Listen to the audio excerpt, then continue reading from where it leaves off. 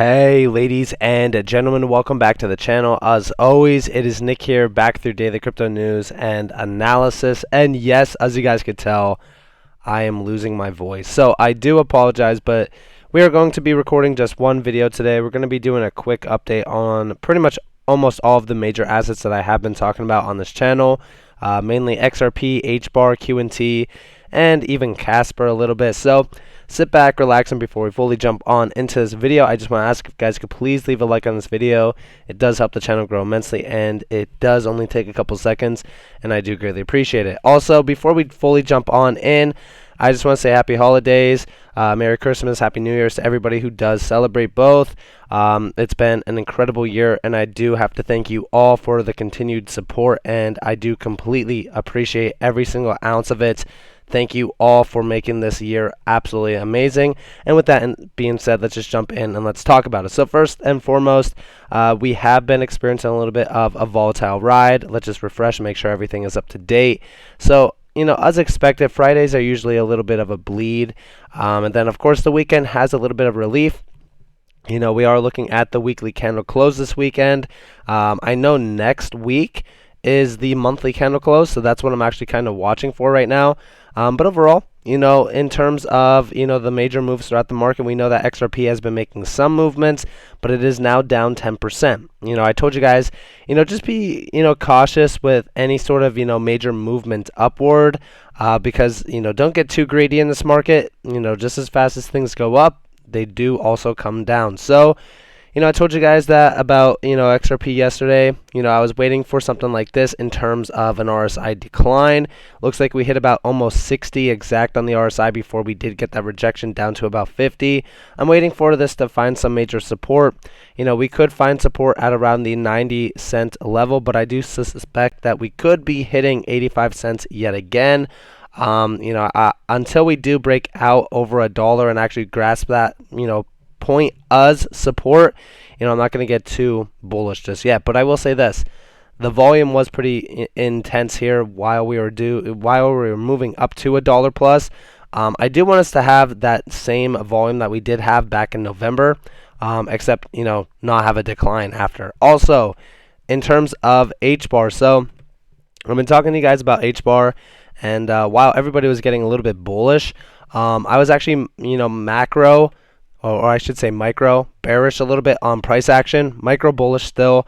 But in terms of the RSI, it was not looking too good, and we are still hitting that resistance level. So until that level is actually reclaimed on Hbar, I'm not going to get too bullish. Of course, that is around like the 35 to 36 centile range.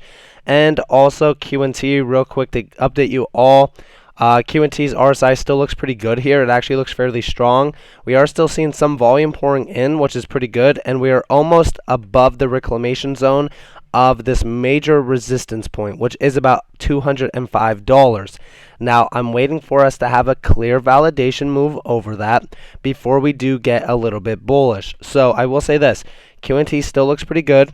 You know, overall, it is up significantly from our bottom buys down here, but nothing too crazy. So I'm still waiting patiently. I'm not getting too excited. But with all of that in mind, I do want to talk to you guys about some exciting things that have been happening. So we do see here Bank's Swift messaging system to experiment with tokenized assets in early 2022. I've been talking to you guys about tokenization and Swift for a very long time. This is clear to me on what we hold, why we are holding it, and how big these assets are actually going to be at scale. Okay? So first and foremost, let's just jump in and let's talk about this. So Swift is planning a series of experiments in the first quarter around improving the exchange of information between the participants and systems that interact during the life cycle of tokenized assets.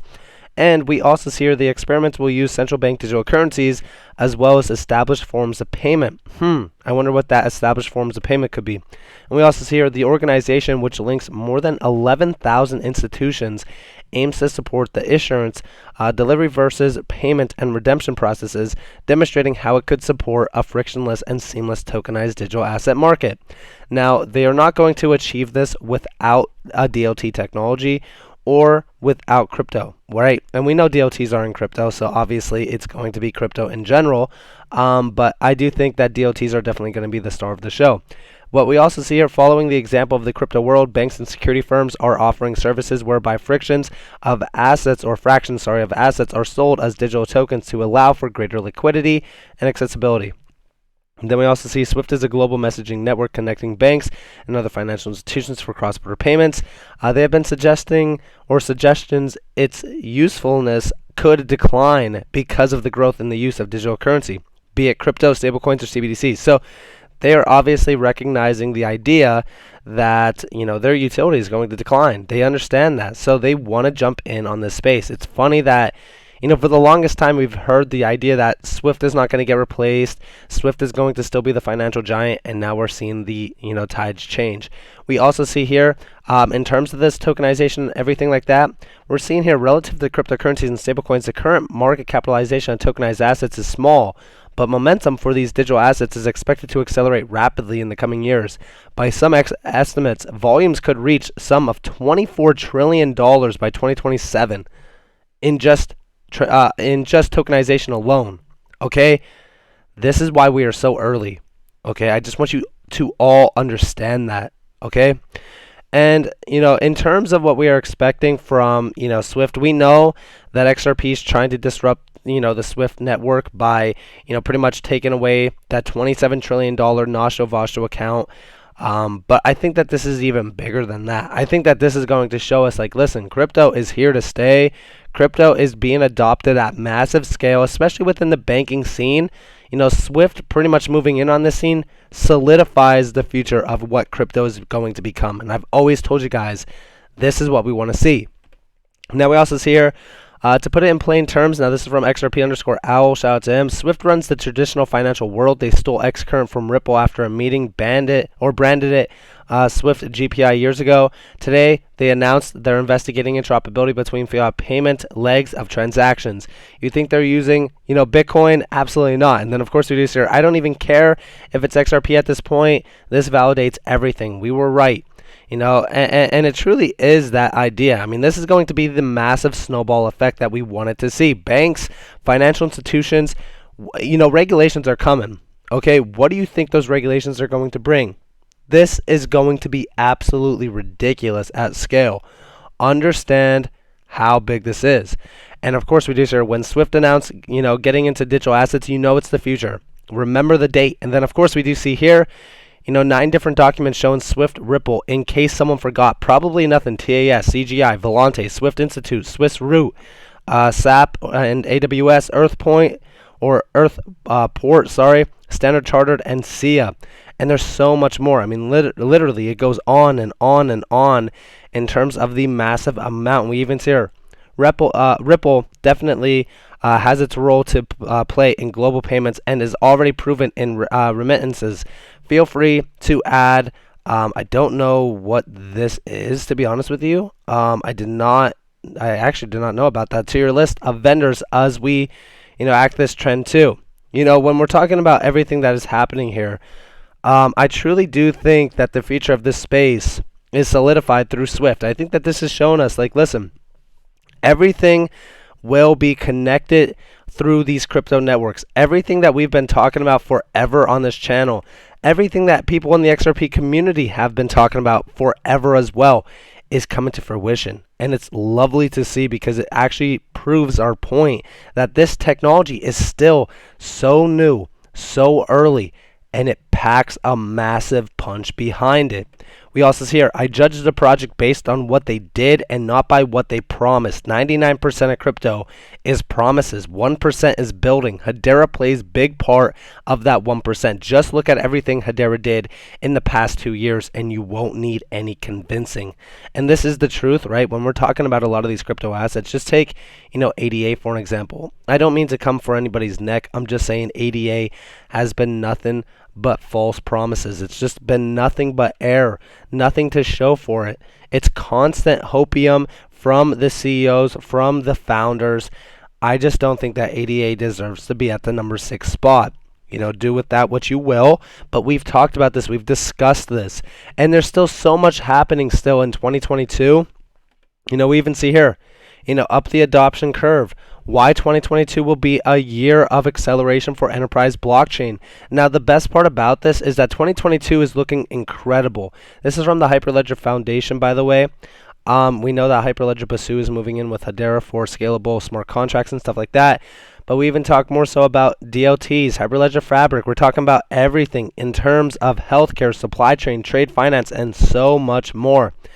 Pay attention to this rapidly evolving space, guys. This is going to generate us generational wealth, absolutely massive amounts of money as well.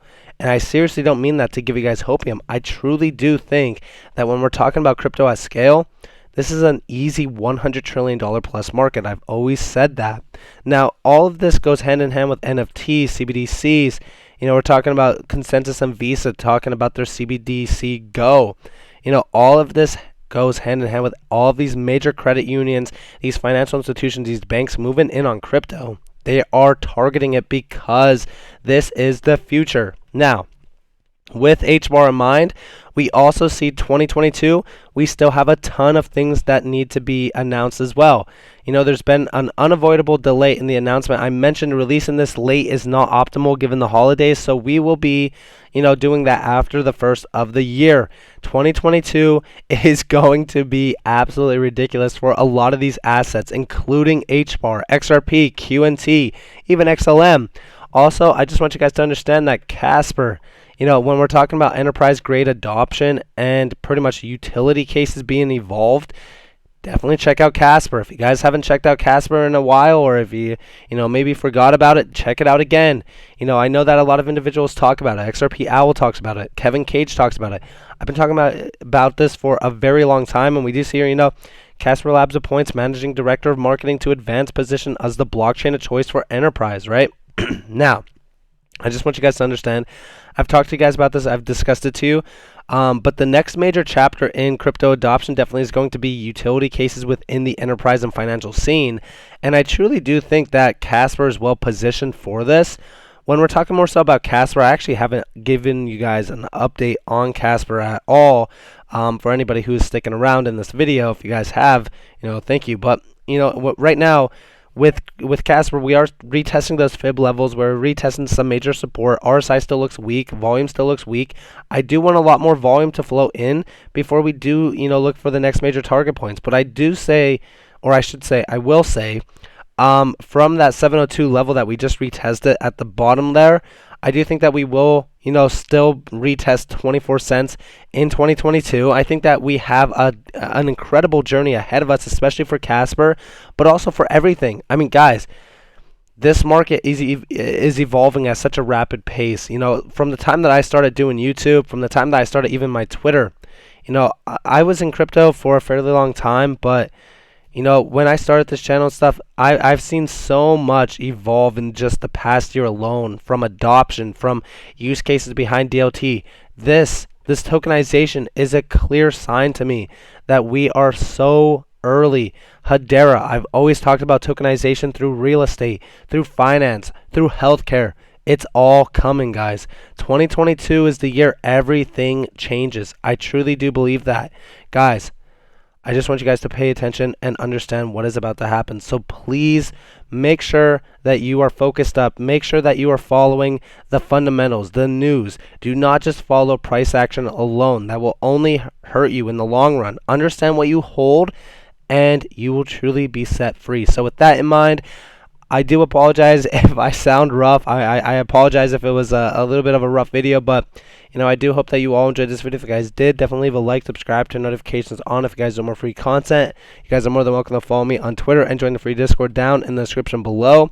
As always, I hope that you all have a beautiful day or beautiful night wherever you guys are in this beautiful world. This has been Nick. Peace out, guys.